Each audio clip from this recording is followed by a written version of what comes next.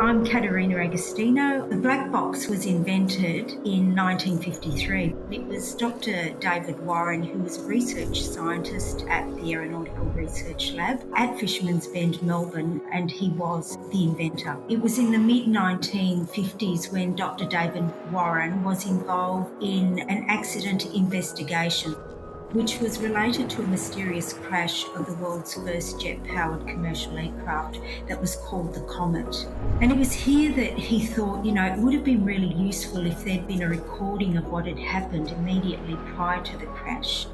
He prepared a report that was circulated internationally, but there was very little interest at that time. And so he decided to build a demonstrator recorder in his own time. In 1958, during an informal visit to ARL by Robert Hardingham, later Sir Robert. He was the secretary of the British Air Registration Board and a former Air Vice Marshal of the Royal Air Force. The breakthrough occurred when David was asked to demonstrate his unofficial project. So David and his black box were soon on a flight to England where the reception was encouraging. And the black box was also successfully demonstrated in Canada. So back home, plans were made for further development and production. It was companies in other countries that moved ahead with the development, capturing the growing market. In 1960, there was a crash of a Fokker Friendship at Mackay in Queensland, and the inquiry judge strongly recommended that the black box flight recorders be installed in all airlines.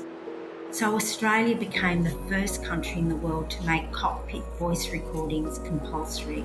If you have a good idea, you really need to back yourself, just as David did.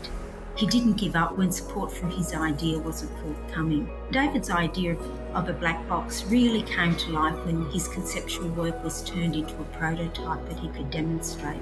There's a lot of money directed to research and technology development in Australia, is seen through industry, academia and publicly funded research agencies. So there's a lot of support you can get as a scientist here in Australia.